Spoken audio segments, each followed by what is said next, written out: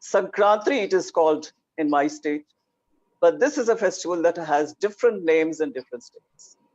But it's a fun-filled festival where the sun has begun to go north now, so we're going to have longer days.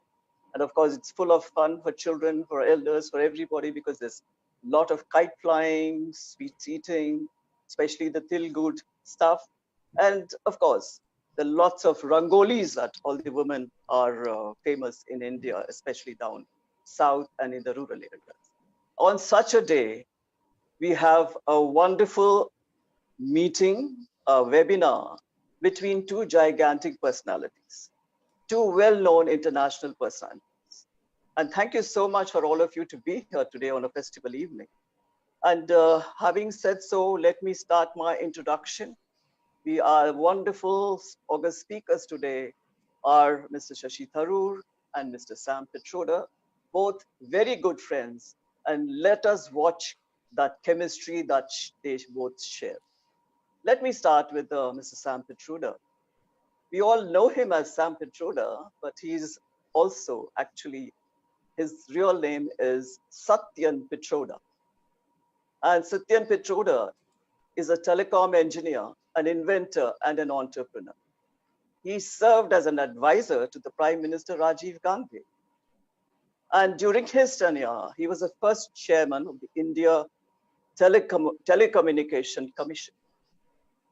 And I must say, we are proud of him because India IT is what it is today. And that is why he's very correctly known as the father of the IT revolution in India.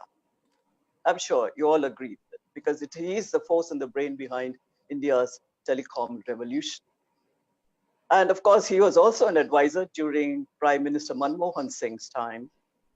Sam also, you know, he holds 100 technological patents.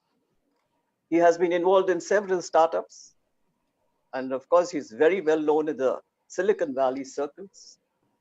Sam chairs 5 well-known NGOs and is involved in the activities of several philanthropic initiatives. A multifaceted personality. And I would also like to tell you, I'm trying to make it as short because we want more time with both of them. And the political side of him is that he has been made the president of the Indian Overseas Congress. And he does play a key role in shoring up support for our party abroad.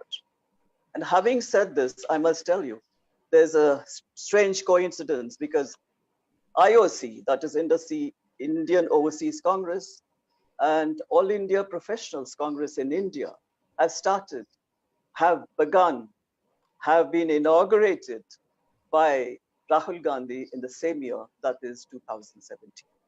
So virtually, we are on the same page as far as the number of years goes. And now I come to Dr. Tharoor, Shashi, as he's known to everybody. Well, Shashi doesn't need an introduction. Of course, neither did Sam did, but there is a little formality. And he, of course, as everybody knows, is a charming personality, an author, a politician, a former international civil servant. And of course, he has an experience of several worlds. Currently, he is in the 3rd term Lok Sabha MP representing Thiruvananthapuram. He has had a hat trick. He won 3 straight elections, and that's not something ordinary in politics because I know I'm a politician myself.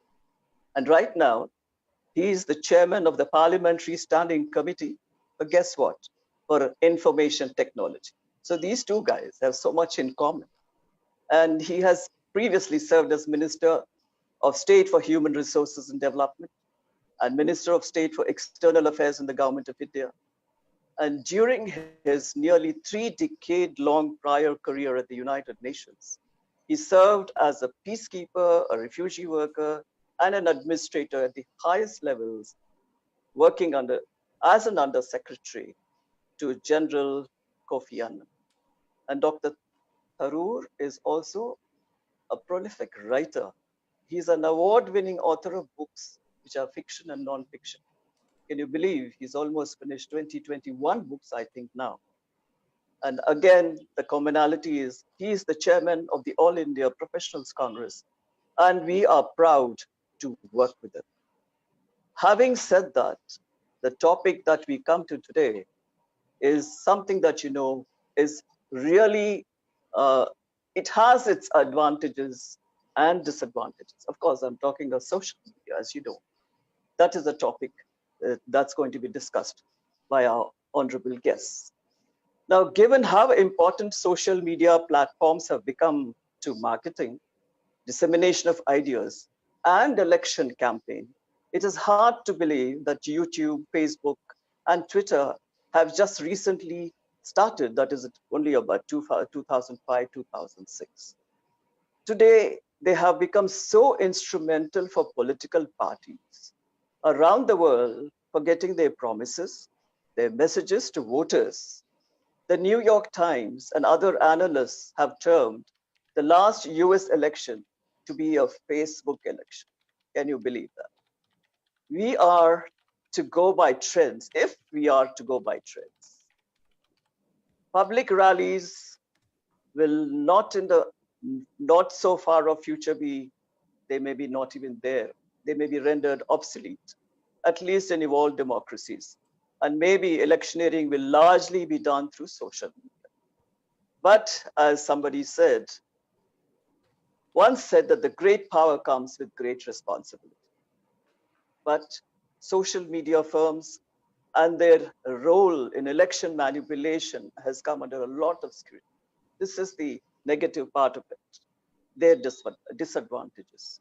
Key allegations include not curbing the hate speech, political bias, suggestive content delivered to users, and more.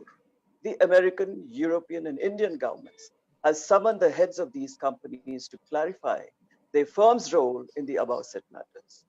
So, in today's discussion, the key issues we'll be discussing as it will be a freewheeling chat between both our speakers.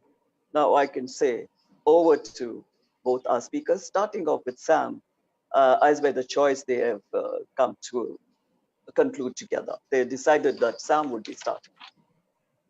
So there you are. I'll come in with the questions later. So over to you, Sam and Shashi. Thank you, Geeta.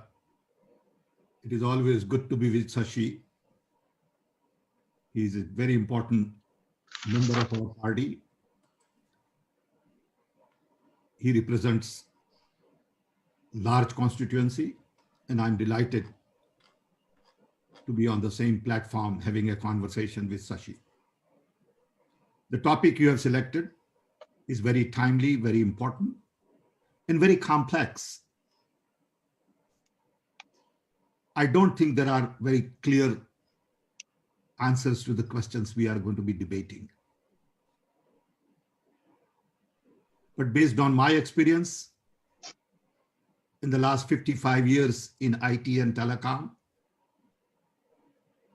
I believe there are two fundamental issues that dictate as to what is going on in the social media, politics, opinion making, marketing, and all of that. One is about unauthenticated behavior. When I go on social media, I can go as Sam Pitroda, I can go as Sam Pitroda 1, Sam Pitroda N, Sam Pitroda 7, and you don't know which one is real Sam Pitroda. And then you cannot really distinguish as to what I say under what name.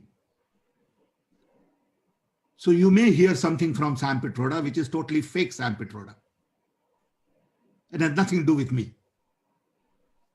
So that unauthenticated behavior gives you essentially a cover to hide behind, attack people, lie, create unnecessary opinion, gang up as a team to malign someone,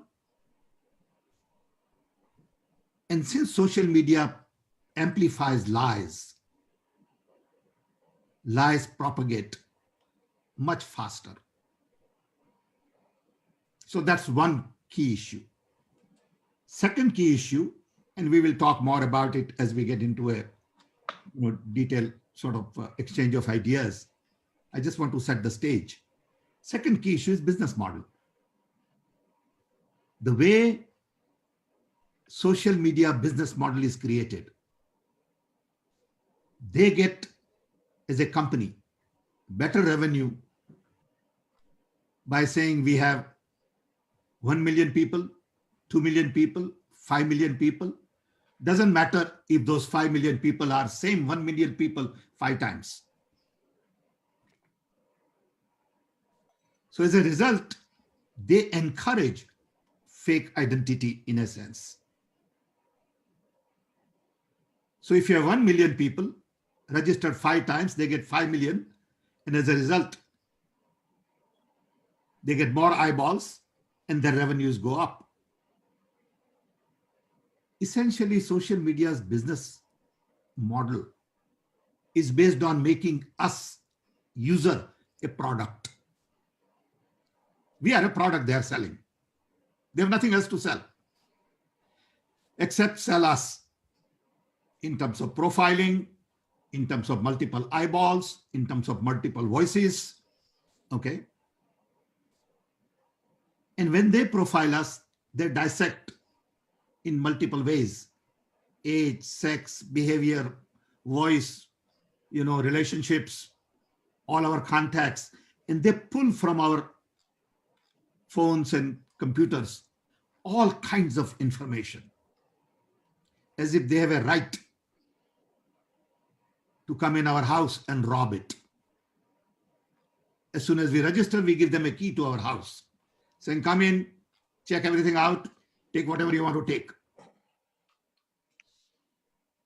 And that business model, which is on one hand targeted ad, profiling people, number of eyeballs, amplifying lies, all these things encourage and fuel, in a sense, lies, fuel misinformation campaign, and add to ongoing confusion. There are lots of issues to discuss. I will stop here and then have Shashi comment, and then both of us will have a broader conversation. Thank you. Thank you, Sam. And I must say once again, what a great pleasure it is to be with you on this platform, and particularly on a subject in which you are a guru for all of us.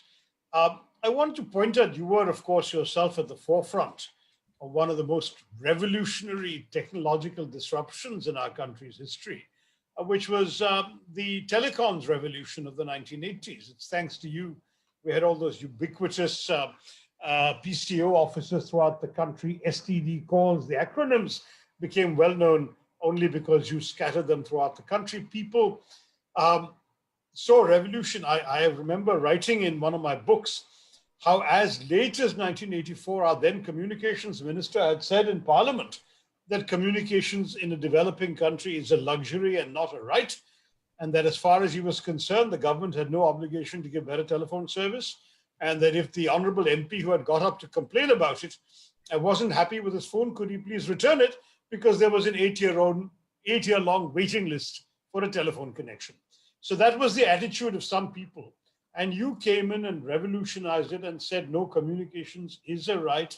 It is liberating. It is empowering. It gives people a chance to connect, and it transforms life. And frankly, because you did that, there is no doubt in my life that, in my mind, that we began the change that culminated 10, 15 years later in the ubiquitous mobile phones in everybody's hands. And that's why, though I accept every single one of the criticisms you've made, I'd like to offer the counter view, or a counter view. There are many more things to be said, but one is that there is no doubt that as you attempted with your telecoms revolution, social media has also democratized the space available to the public to communicate their own narrative, to multiply contacts with people, to have access to government, to be able to get their problems attended to. In so many ways, it has been a democratizing and empowering platform that personally I have been prepared to overlook these negatives that you rightly pointed out, because I have felt that what the gains are has outweighed what the dangers are. I don't know, first of all, whether you would agree with me on that proposition. I agree with that 100%. Second, how would you compare your revolution of 35 years ago, 30 years ago, with what you have seen in the last 10, 15 years? Obviously, your revolution was at that point about one-to-one communication, but cheaper, more accessible, more freely available. Today, we've got communication with multiple people through social media. Are there any similarities? Are there any differences? How do you see that? No, I agree with you that what has happened to telecom world over is nothing short of miracle. For the first time in the human history, we are all connected. The key question in front of us is, how do we use this connectivity going forward? When I started my work in India in telecom, I always remind myself that we had only 2 million phones for then 700 million people. Today, we have 1.2 billion phones. We are essentially a nation of connected billion. So of course, goes without saying that telecom brings about democratization of information, knowledge, decentralization, and also demonetization. In a sense, not demonetization of the government, but demonetization of the value. Telecom today is almost free. 30 years ago, to make a long distance call, international call, used to be a project. Now it is free. We can have this video conferencing at no cost. So there are advantages, which goes without saying. And I should have mentioned that before talking about these two areas, mainly unauthorized behavior and business model, that telecom has changed everything.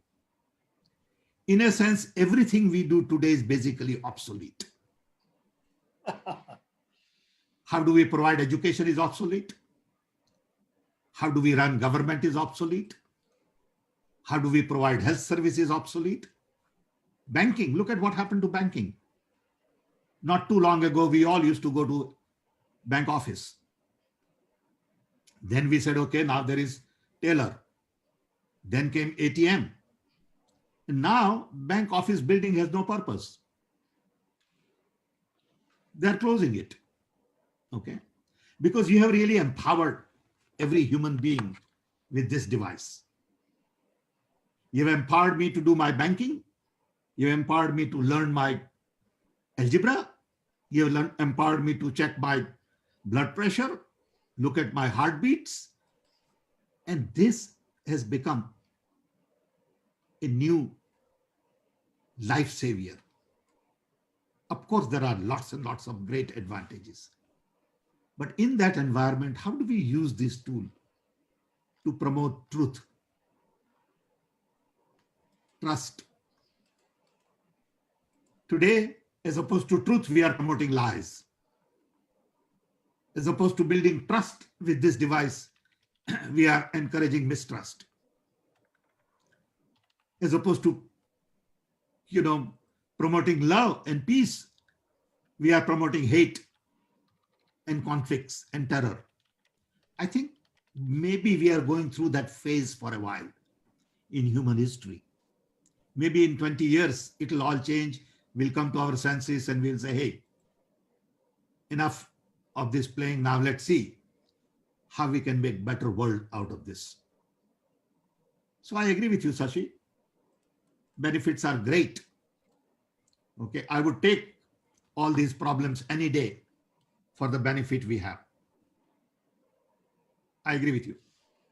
Thanks, Sam. In fact, I just noticed, by the way, that there's a lovely message on the chat box from one of the people listening to us called Nitin Verghese, saying that I can't agree more. I'm able to connect on a conference call with eminent personalities like Sam Pitroda and me. For a nobody like me is the best example of the evolution of the revolution started by Sam and Rajiv Gandhi in the 80s. And I think that that's very important because communications, I mean, it's so astonishing.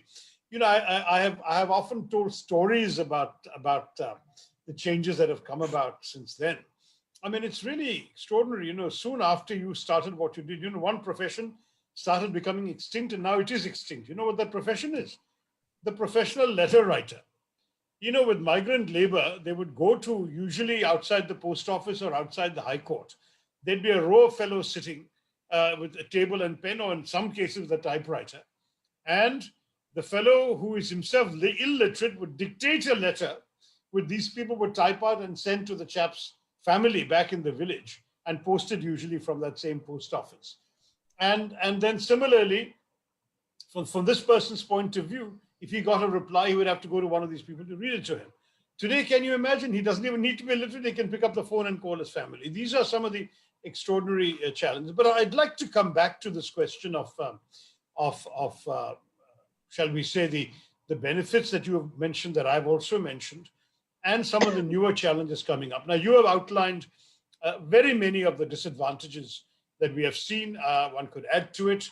I have talked about some of the advantages because I feel that outsiders have had a chance to develop their own narrative that might not otherwise have been done.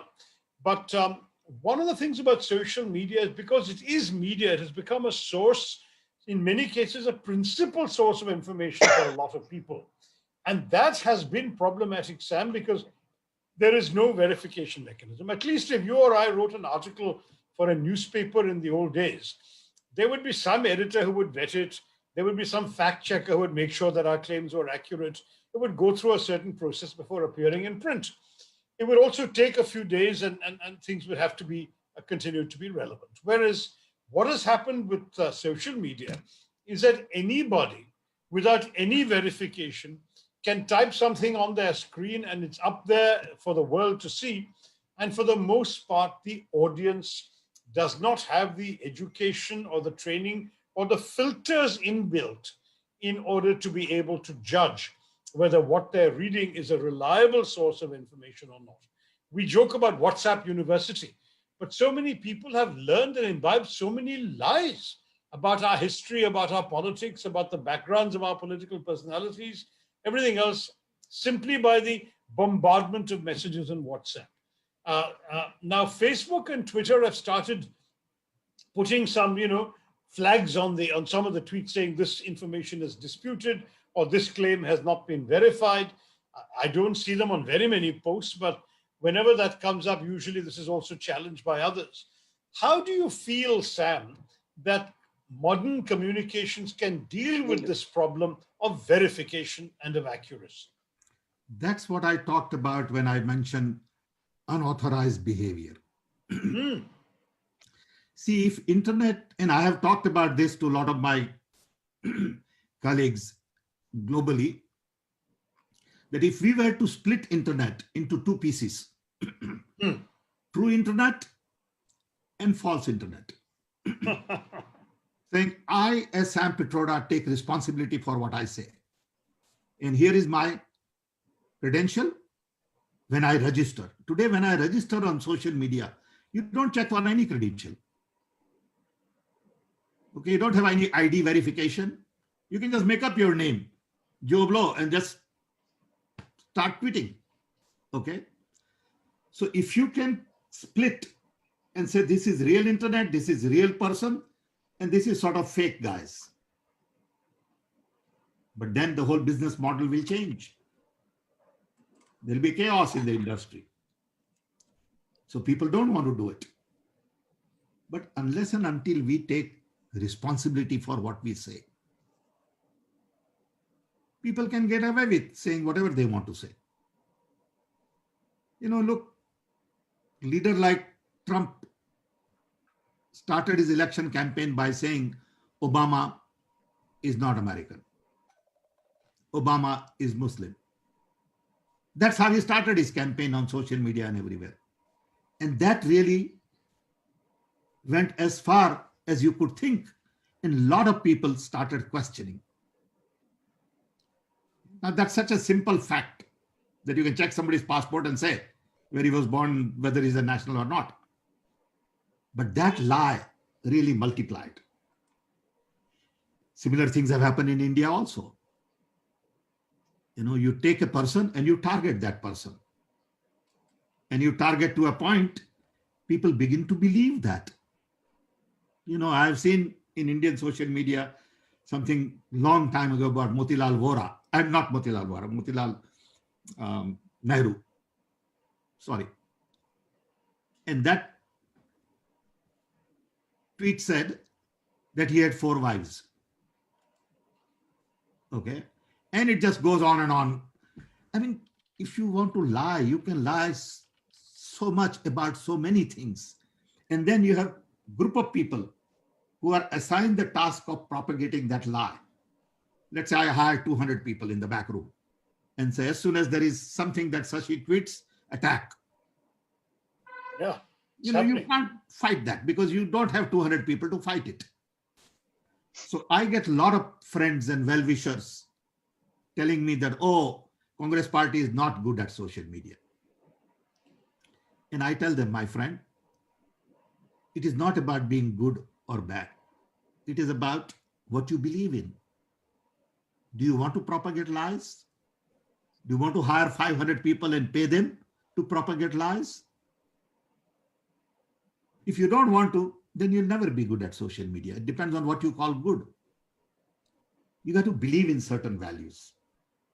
That I do not lie, whether it's on social media or in real life. I will not attack anybody on false information. Okay. So you got to decide. If somebody says, no, Sam Pitroda, you know, is not even a high school graduate, I can't fight that. I'll give you one simple example. Very interesting example. Dumb. You know, we had this National Herald court case. So you have to summon people. I happen to be in Chicago, so you can't summon me unless through, you know, proper MEA channels and all that. And you know more about this than I do because you have been a minister there. So one day I find on my door here in Chicago, some fake dress police and some Indian fellow comes and hangs a piece of document, takes a picture and puts it on social media saying Sam Pitroda is absconding in Chicago. Now look at this. Chicago is my home. I can't be absconded in some other place. Okay. And this thing gets multiplied. So people feel that, oh, Sam Pitroda is hiding somewhere. Okay. Now this is totally unauthorized behavior. And you can't really fight that unless you want to be like them. So many times I have friends who tell me, why don't you respond? I said, look, it's not worth responding. Why would I respond? Why would I waste my time? You know, if that's what they want to say or somebody else wants to say, more power to them. I respect that free speech. But there is a question, sir. Free speech is one thing when it comes to, you know, the old line that you're entitled to your own opinions, but you're not entitled to your own facts. Exactly. So if you make up lies, you mentioned 4 lies. That's not free speech. That's not free speech. I mean, you know, I have had so many lies told about me that I gave up trying to. I know that. People, you know, I asked the lawyers, and they all said, you know, it's not even worth using your energy and time and money. Exactly. I don't pay any attention. So that's it. You have to learn to grow a thicker skin. But that is genuinely a challenge, and you're quite right to draw attention to. At the same time, of course, when you say, suppose we could split the internet, the problem will still be who would have the authority to split the internet, who would have the authority to decide what is true and what is false. We have all these fact-checking sites, for example. But now the fact-checking sites are themselves being attacked. for allegedly having a There is bias. no So, way you can check a lot of these facts. You can twist facts, you can just play that's it. on the edges, and you can do all kinds of things. But if you identify and say, I take responsibility for what I say, it's very different from fact checking.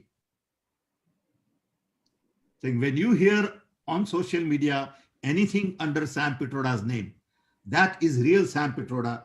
Here is his passport, here is his ID, here is his Aadhaar, or whatever you want to say. So on Twitter, you probably have a verified tick, and then we know it's really you. And anybody else calling themselves Sam Pitroda will not have that same verified tick. Exactly. Therefore, it's not you.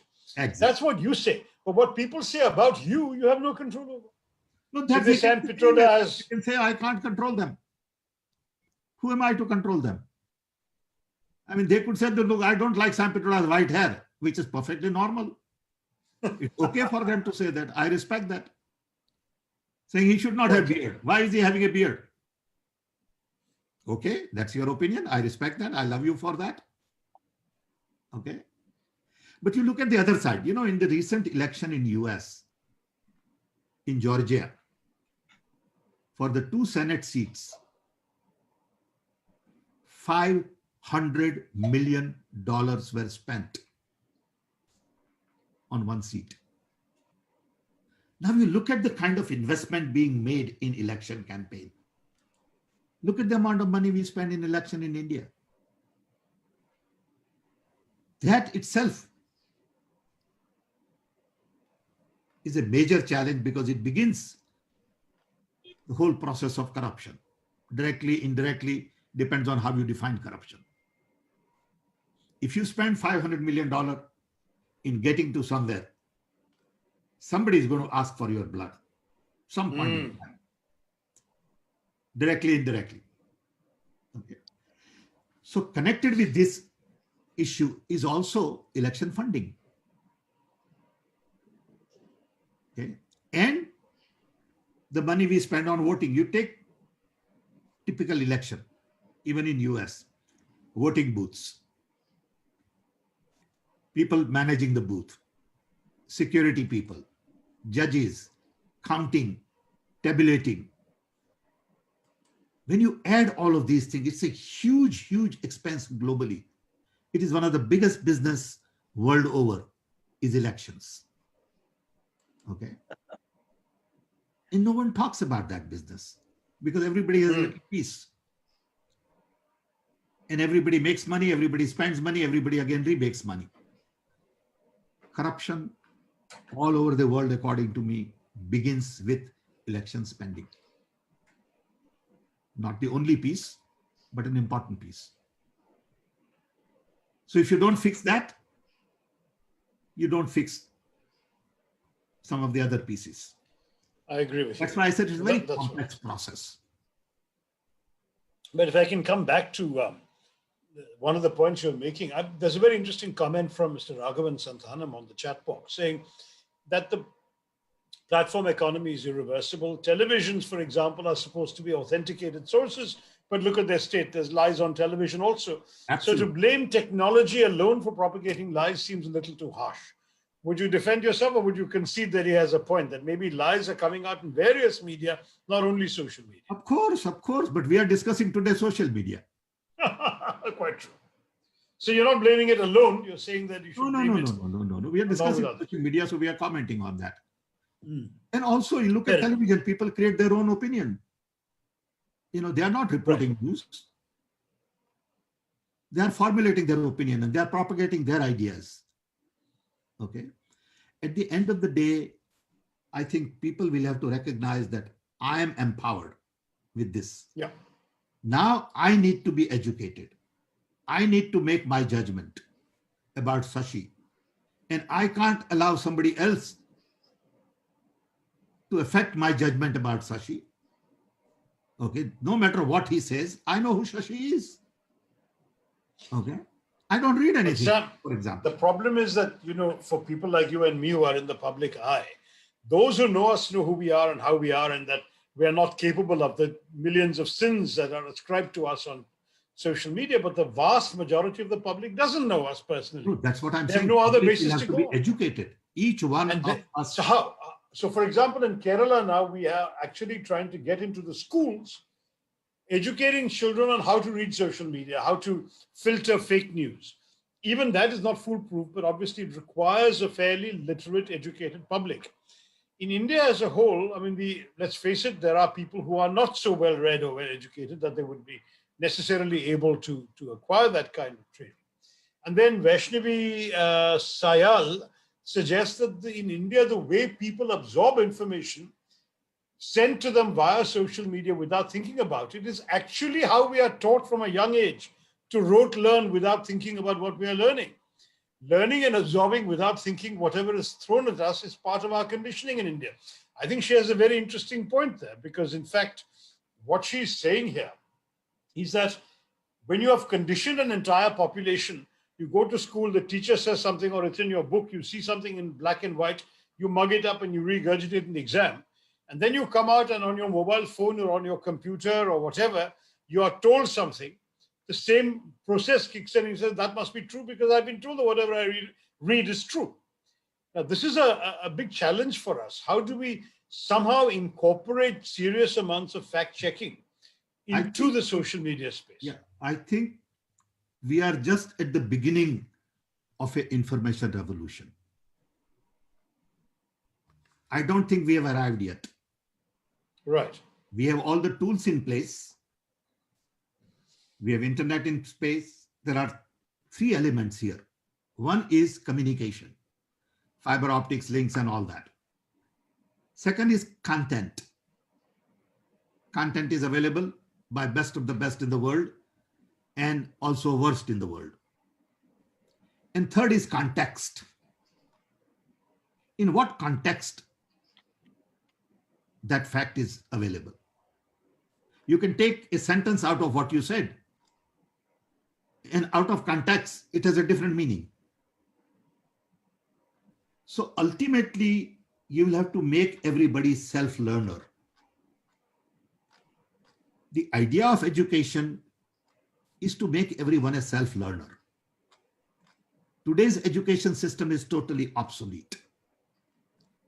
When I said earlier that everything we do today is obsolete, I really believe that. How do we get admission in school? The process is obsolete. How do we get birth certificate? Process is obsolete. What we have done is we have used digital tool to redo this existing process as opposed to redesigning a new process. See, we took the process that was designed without all these tools. Now we have taken that process and put it in digital format, which is a wrong way to do it. Okay. As opposed to redoing entire process to meet the digital world. So today in education, the challenge is to make people self-learner. By the time you are 15, you decide what you want to learn. You are educated enough to check facts. You are educated enough to understand what is right, what is wrong, what is fair, what is unfair, what is proper, what is not proper. Okay. That is the kind of education we need.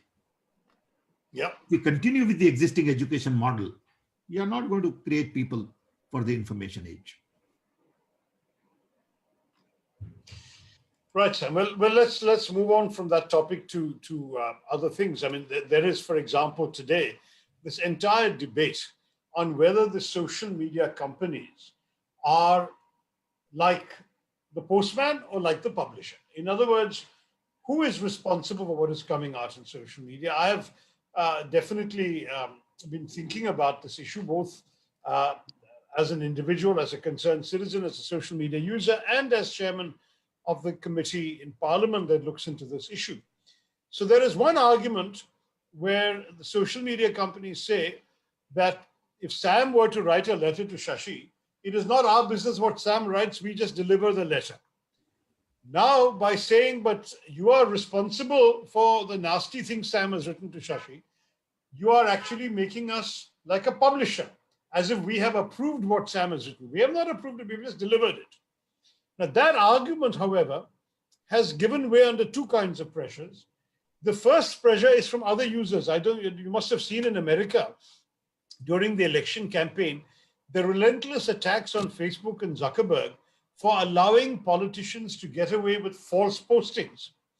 And I think there was one Democrat Party congresswoman who actually tested this by issuing a deliberately false post on Facebook, because Zuckerberg had taken the position that it was not his job to decide whether Mr. Trump's claims were false or not. And under that kind of pressure, Facebook and others have knuckled under and finally started flagging posts. And now we have seen this extraordinary situation after the 6th of January, where the President of America, the head of state, head of government, has been suspended by Facebook, by Twitter, by Instagram, in some cases suspended permanently from appearing on those platforms. How do you feel about this? And does it, I mean, on the one hand, they've been claiming they have no responsibility. Now you've given them responsibility and they're exercising it to stifle a voice. It may not be a voice you like, but isn't democracy, in Patrick Henry's famous phrase, supposed to aver that I will dislike what you say, but I will defend to the death your right to say it? So tell me, Sam, what are your thoughts about this business? First of all, when social media company says we are just a post office delivering message, you must remember that the post office delivers your message to me, but doesn't open your message and delivers to the world. So they are not a post office. Post office is very simple. It is one-to-one. You wrote a letter to me, they come and deliver it to me. But what these social media people do is take your letter, open it, and when it is delivered to me, they also deliver to the rest of the world. So when they deliver to the rest of the world, they are like a newspaper.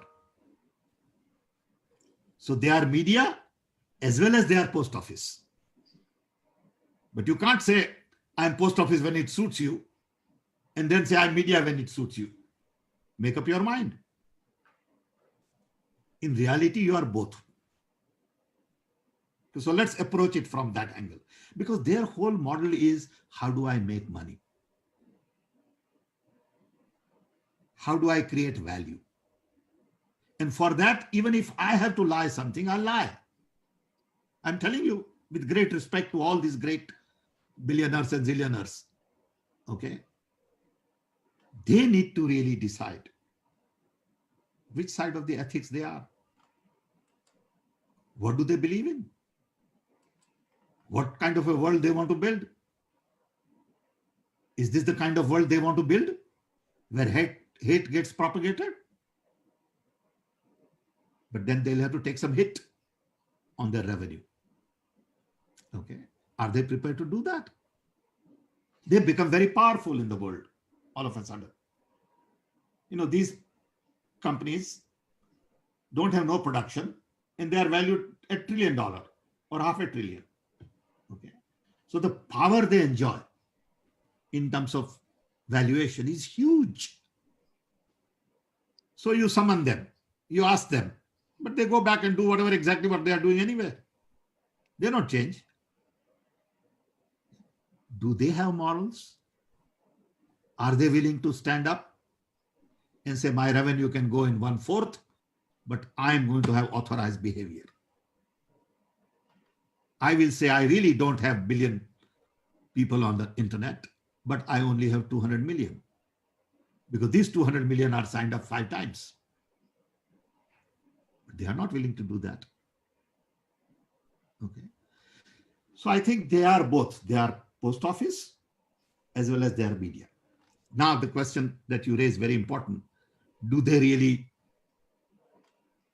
become sort of a judge as to what you publish and what you don't publish? I would say, I believe in free speech. As long as you are willing to say, I take responsibility for it. You can't hide behind something and say, and we don't know who that person is. So we have the message, but we don't know the messenger. I want to connect message and messenger together. Okay. Because I know that when that messenger says something, I can divide by 2.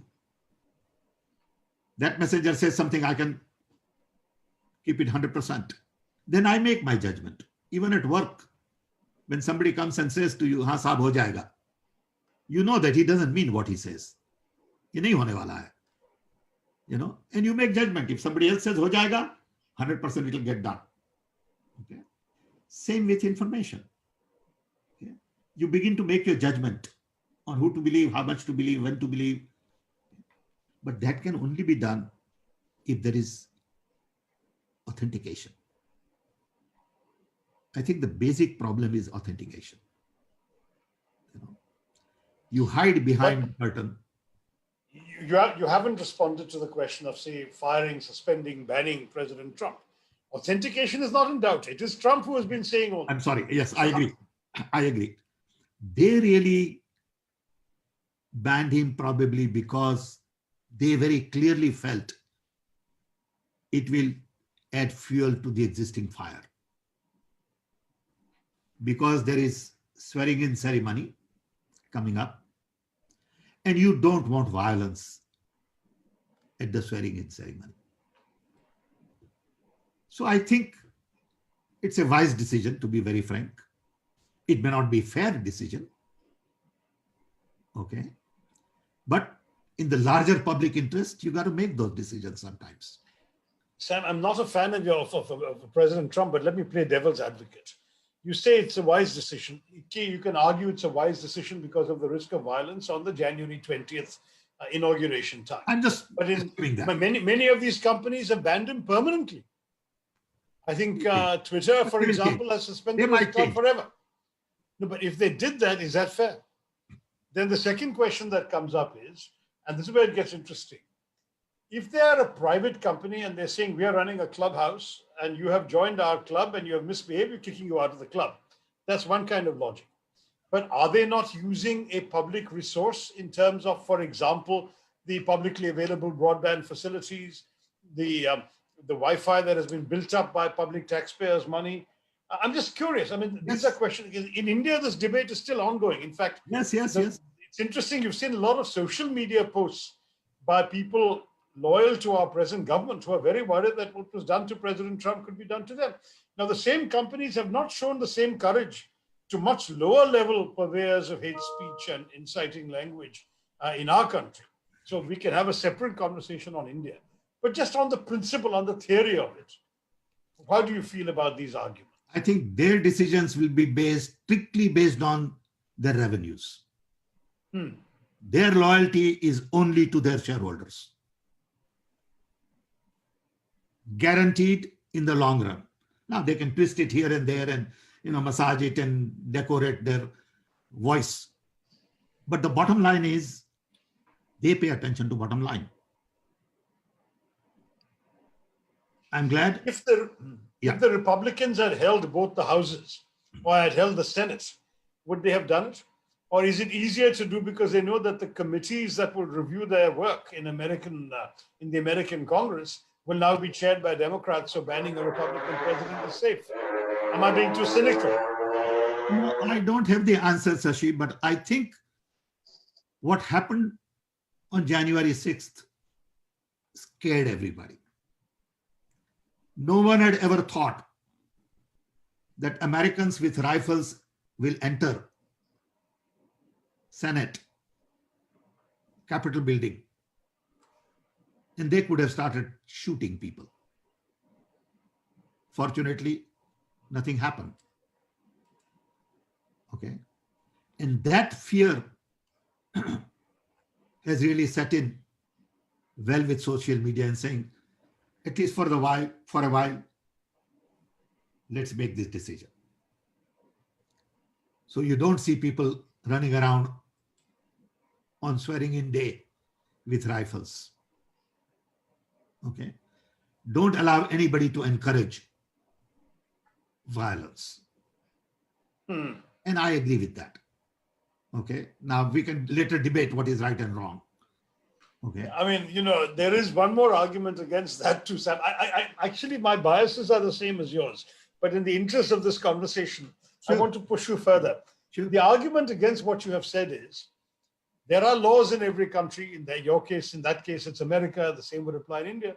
So if something that is said, for example, violates hate speech laws, incitement to violence laws, you can prosecute the person. Sure. Why should you cut him from having access? Are you not violating his freedom of speech? I think this is an exceptional case. To me, these are exceptional times. These are not normal times. What happened was not normal. So normal things cannot be applied right now. We can debate that later on. Okay? Let the dust settle down. And that's how I would look at it. Okay. Okay. Then the other thing is, don't get me wrong. I don't have the answer. Are we blaming social media too much? After all, when the president did his incitement, if that is what it was it not principally, first of all, before a live audience and on television? Was it only social media that broadcast his message? No. But we are discussing. So therefore, is it fair? Is it fair? Television there was a failure of. We have actually a comment from Mr. Raghavan Santhanam. What happened on Capitol Hill was failure of democracy and law enforcement. How can you blame social media for it? No, we are not blaming social. We are saying it is one element. We are not saying that's the only element. Please don't get me wrong. That's not the only element. Of course, police failed. Of course, intelligence failed. Broadcasting people will say, look, we just broadcast. Okay, whatever president says, it's our job to broadcast. Social media can also say whatever president said, we broadcasted. Content is his responsibility. Very true. I agree. Okay. So I think logic at times doesn't quite work. We got to let things cool down a little bit. Okay. No, that's fair enough. We have to let it cool down, but then that's an argument for a temporary suspension, not a permanent ban. I think so. Personally, but time will tell. I don't know. Fair enough. One of the arguments, of course, that comes up, you rightly in your opening remarks objected to the anonymity, the fake accounts, the anonymous accounts, and so on. But isn't it true that in many societies, particularly repressive societies, the anonymity is the one thing that encourages people to find their voice, because otherwise they'll be scared of being identified by a repressive regime and arrested or worse? I mean, we've seen Iran, for example. We've actually had people executed in some of the Arab countries and in Iran for social media posts or for running social media accounts which have created this kind of messaging. So, I mean, my concern about this, Sam, is everything seems to have two sides to it. And when it comes to anonymity, I must say that I shared your feeling, because I am trolled. The most vigorous abuses are from people who are hiding under names like Deshbhakt and, True Hindu and all of this stuff. You can't really know who they are. And they don't exist. No, they don't exist. So, but at the same time, if it wasn't India, if it was some other part of the world, if they revealed their name or if their name was easy to find, might they not face execution? So, I mean, how can you say anonymity is always bad? That's the question. No, I think the answer to that is, one, you need courage to stand up for right and wrong. Okay. Gandhiji said, if you don't have courage, you can't really make a difference. Okay. But there are other ways to bring to attention the dictators issues like this. Doesn't have to be free speech on social media only. Okay. Plus, no one solution is going to solve all problems. Okay. There is no such thing as one silver bullet. What works in one place may not work in the other place. And that's why I go back to my original comment. It is a very complex issue. It has to do with regulation. It has to do with regulation. It has to do with technology. It has to do with human rights. It has to do with free speech. It has to do with democracy. It has to do with lots and lots of issues. And we have to deal with it differently in different places for different solutions. Okay. I have an interesting comment from Dr. Shyam Mohan of Edinburgh University. saying that what about the role of algorithms in social media? That you can control the thoughts of individuals by presenting half-truths on their Facebook wall. He says, I believe a government can hijack elections using algorithms to influence people's minds, especially in voting, and this can be effective in people with no prior political stand. What is your opinion on this? Because, I mean, this is something where your technological expertise would be useful. Agree with him 100%. Gotcha. Algorithms have a big role to play. Algorithms can misguide. It is not just algorithm. It is artificial intelligence, big data, analytics, facial recognition, graphic design. All of these technologies can be manipulated to change opinion. At the end of the day, I believe I need to have my feet grounded in certain fundamental values. To me, those values are, you may agree, you may not agree, is first, truth, trust, inclusion, diversity, democracy, freedom, exclusion, inclusion, love, justice. I have to have my feet grounded in these things.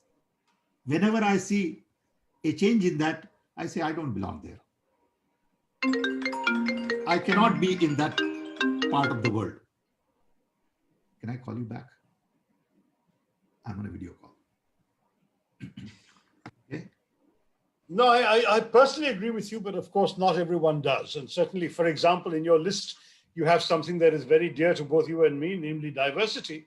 But there are some on the other side of the political equation who see diversity as a weakness, as a danger, as a threat, rather than as something to be celebrated, protected, and promoted. So they will have to be educated. They will have to be educated that diversity is a fertile ground for innovation. Diversity is something you want to enjoy.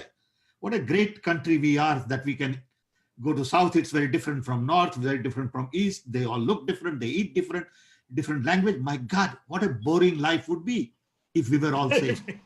I agree with you. Absolutely. Yeah. Okay, well, I'll go back to Geeta now because she's going to give us some of the questions from the audience. It really has been a delight sharing these issues. And I think we've covered some of the top issues that are on people's minds about social media. And at least the comments I was getting, I've not repeated any questions, but I've repeated some of the interesting comments that I saw while glimpsing the literally hundreds of messages that came in the chat box from the over 300 people who were listening to us. Geeta, over to you if you'd like to share some specific questions with Sam and me. Yes, I just wanted to ask Sam, to what extent are the outcomes of today's elections being shaped by social media platforms? Firstly, I'll come along with each question if you can just give me. I think a great deal. Sam. A great deal is influenced today by social media because people are connected, people watch, people are engaged. So I agree that social media has a great role to play and it is playing a role. Right or wrong, it is shaping the politics. Yes, it's not in a good way either. You know, sometimes it's gone wrong. What happened to US last time? But other question is, what role do governments have to play in regulation of social media platforms? How can we minimize partisanship without being overtly pro-censorship? Without being overtly pro-censorship? I would prefer authenticated behavior. There is no sense in having 10 people or one person having 10 names. Okay. I must say that when I registered on social media, I identify myself. I'm a legitimate person. This is my credential, and that's it. And then whatever I say, I'm responsible for it. Like Shashi said, that bhakt doesn't exist. Yes. That bhakt could be bhakt at one point. Next time he could be somebody else immediately. And he may be having 5 identities, doing 5 different things because 5 people are paying him for acting. One is paying him to act as a bhakt. Another one is paying him to act as something else. Very true. Right. Fake information, fake personalities, and they are utilizing themselves for multiple causes, not just And one cause, multiple right? identity And unnecessarily. multiple identity. That's right. Multiple causes, multiple identity. Also, Sam, I'd just like to say, is India lagging behind Europe and the US in its data privacy laws? Well, everybody Indian is, social. no, I think everyone is having a challenge on data privacy law. My view on it is that information brings about openness, accessibility, connectivity, networking, democratization, decentralization. My life, like everybody else's life, is open. You can find out everything about me if you want to find out and spend enough time to go on internet. Which school I went to, what do I do, what I buy, when I use my credit card. You know exactly what I buy and what I don't buy. So information is Yeah, open anyway. The question is, what is that I consider private? What is so private to me? There's nothing private to me. If I have to hide something, oh, that's private to me. Am I not paying my tax? That's hiding. Okay. Did I say that I have a degree from this college and I didn't go to that college? That's what I'm hiding. So today we'll have to learn to accept that we are all exposed. And let's behave accordingly. So at the end of the day, information technology forces you to follow truth. that's it. You're coming to the point now. With this surveillance, I think people will learn that truth is the only answer Truth is to the every only problem. answer. Now we may go through 25 years of juggling Yes. on social media. And at the end of 25 years, maybe by 2050, people will realize it's all bogus. Let's stick to truth. Let's trust each other. Because you see, at the end of the day in life, only two things matter to me. One is our planet. And two, our people. Do we take care of our planet? We need planet. Planet doesn't need us. Planet can live without us. We can't live without planet. So first focus has to be environment, global warming, animals, insect, biodiversity, flower, river, plant, you name it. I got to pay attention to that first because that's in my interest. I got to breathe good air. I got to drink good water. Second is people. It doesn't matter what color, race, religion. You are a human being. I love you because you are like me. At some point in time, we were connected. 50,000 years ago, 100,000 years ago. Okay. So how could I fight with you? What is the idea behind fighting with you? You eat different food? Great. I love it. What a boring life it would be for me if I didn't have Chinese food to eat and Japanese food to eat and Korean food to eat and Italian and you, my God, you name it. What a wonderful life it is to have the diversity. I can travel wherever I want. I can enjoy every city in the world. Who am I to say everybody should be like me? Yes. Even my wife is not like me. Even my children are not like me. And that's why I love them. Sam, on your earlier point about data protection, I agree with you that it's a challenge for every country, and perhaps we can't just follow the example of the Europe's GDPR that easily and so on. There are different situations, but one or two core principles ought to be there. I, for example, believe strongly, and I'd love to hear your thoughts on it, that data should belong to the person who's generated it. And that if 100%. the government or any other entity has a reasonable right, permissible under law to access my data, it should be limited, first of all, by purpose. What is the purpose for which they have that data? And secondly, by time. Once that purpose is fulfilled, they should destroy the data or return it to me. Now, those principles seem so basic to me. Why is it that we even need to debate them? And yet we're going through such a lot of hassle in getting this enshrined into law. Very good, Shashi. This question will require 1 hour of discussion. Let me tell you. I'll tell you why. We don't even have 10 minutes left. Yeah, I'll tell you why quickly. Maybe we Take could your have this time. conversation at some point in time. Do take You know, your take, time. for example, health information. My health information doesn't belong to me Why not? because that's the way the systems are set up. My Okay. is somewhere else. My doctor says it is me. My pharmacy says it's me. Come on, give me a break. It's my information. Correct. But it's not at one place because everybody wants to control it. And it all started by designing an operating system which allows you to come into your computer, crawl everything and take it out. If I had an overlay on the operating system which says, wait a minute, you can come in, but you can't take anything out without my permission. But that's not the way the systems are designed. Because earlier when systems were designed, nobody paid attention to it. Saying whosoever has an operating system, they are given God-given right to come in my house and check everything and take whatever they want to take. It's a funny thing. Okay. And we have created that environment. So why do we have threat with the cybersecurity? Because you can come in my system and take whatever you want to take.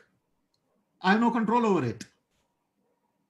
So I want to design a system where you can come in, but I'm going to police as to what you take out of me. That will change the whole business model everywhere. Okay. And these are very important questions that you are raising. Okay. Sam, there's a question just that came on. It says, reverse the digitization and everything will be fine. Go back to the pre-digital days. How do you think of that? No, I don't think so. I don't think we want to go without, I don't think we want to live without connectivity and communication. Okay. This one interesting. Look at what this connectivity has done. I'm telling you, I have been locked up in my house for last 10 months. Literally, I have not moved out of my house. Maximum distance I go is my mailbox. But I spend an hour with my grandchildren. Every day I spend an hour with my grandchildren in San Francisco. Can I do that without communication? No, I can't. So there are, like Shashi said, great advantages that communication brings to human civilization. We can't go back. Then we might as well go back to the caves. Okay, then why have a car? Okay, then why have all the furniture? Why have TV? You know? That's an extreme. Yeah, but no, it's a question of drawing a line. The point is development moves on. Technology moves on. Science defines future. Without science and scientists, there is no future. Okay. Today, science says this is communication technology. Tomorrow, science will say this is longevity, that people will live to be 200 years. Then we can't say, okay, at 100 years, kill everybody. You know? Well. So I think development has to go on. You know, a lot of good will come with some bad. It's like knife. You can cut a tomato and you can also kill somebody. That doesn't mean we don't want to use knife. Very simple. I think that's a very good analogy, Gita. Shashi, just one question. If it's that's either of you can answer, or maybe it will be Sam. Last one from me. Is the Election Commission of India capable of monitoring content, expenditure, and violation of code on social media platforms? Answer is no. No. No. They are capable. That's the question. Their answer is no. Okay. But they can look at complaints. I mean, I think that's the answer, Sam. Let's say that they are not capable, and that's probably true. But when a candidate or his representative sees a false, defamatory, illegal, or other post about him on social media, he can complain or she can complain to the Election Commission, the local authority in the state concerned, and they have to take cognizance.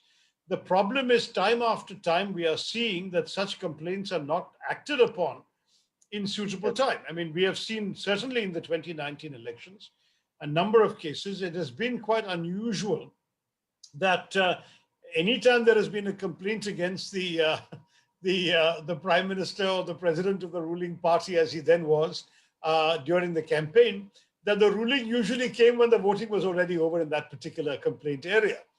Some others, however, were given notices of explanation while they were still active campaigning. But I must say, in all fairness to the Election Commission, I don't think that they took action even against opposition MPs who didn't respond in time. So the question is not just, are they capable of it? Sam is right. They're not capable of monitoring the whole world's media, but they should have the capacity to promptly investigate complaints they receive and take immediate action in a meaningful time frame. To do so well after any useful purpose can be served. When, for example, a communal message has been delivered in an election speech, or a defamatory message has been delivered in a speech, or a falsehood has been uttered, a complaint should be attended to ideally within 24 hours. It is usually not. I agree with Shashi, but I think I want to remind all of us that democracy is work in process. It never ends. We have to defend democracy, and institutions are a very important part of a democracy. When institutions get captured, to some extent that was happening in US, when judiciary responds to authority, when election commissioner responds to authority, when bureaucracy responds to only authority, we got to worry. Yes. I think the real challenge for all of us is to work at democracy, to preserve freedom, autonomy, constitution, and make sure that our institutions are independent. And that is a greater concern to me than anything else in India today. It's happening. It's not allowed to process. The institutions are all getting under the influence of the rulers. But that's the time we have to stand up, and that's the time people have to speak up. That's the time people have to align. Okay? And that's the time you need courage.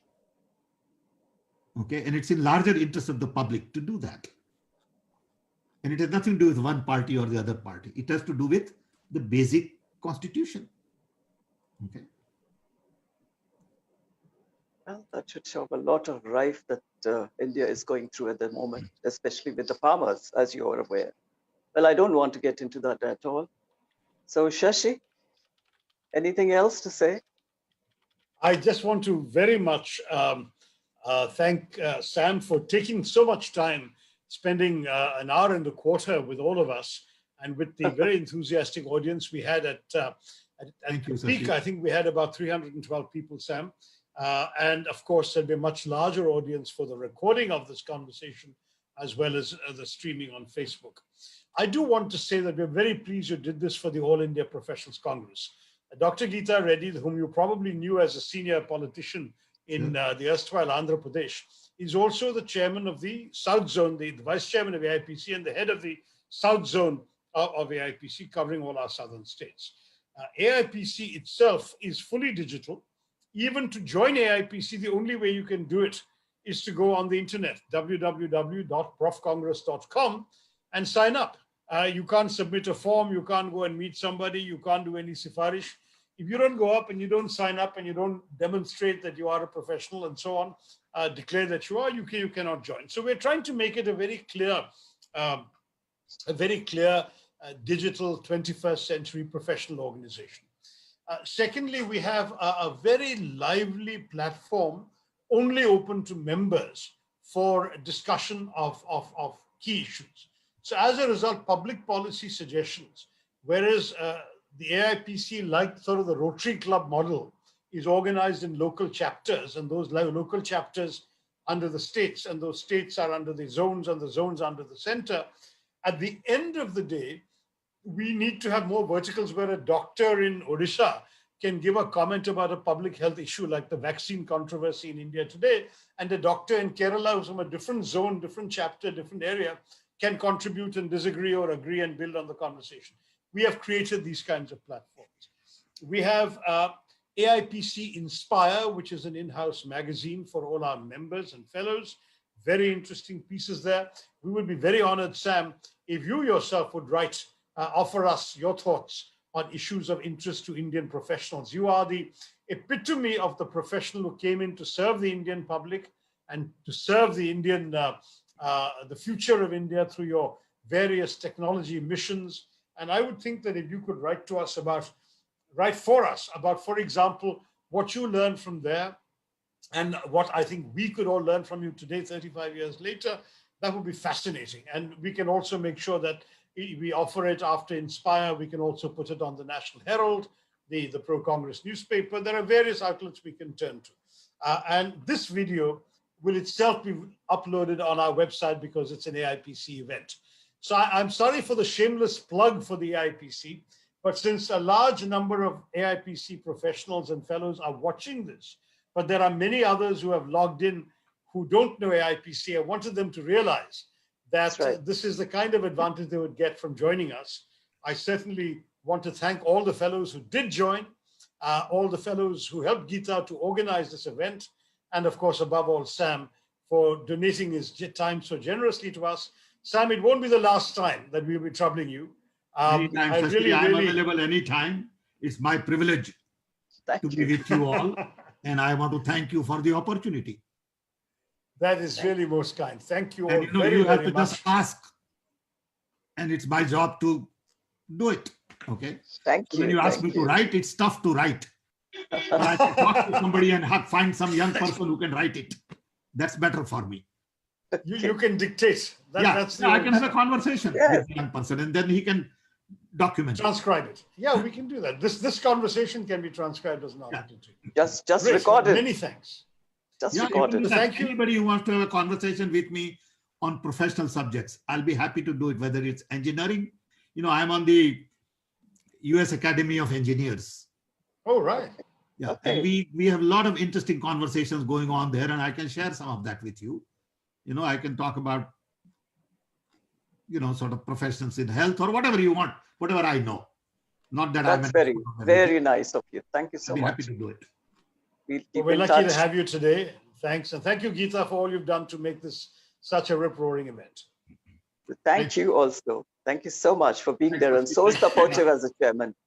You're the most supportive person to be our chairman here. So let's work together. We have to take our country back from the bad guys. Thank you all. And Jai Hind. Thank you. Thank you, Namaste. Sam. Jai Hind. Thanks, Jai Hind. Jai Hind.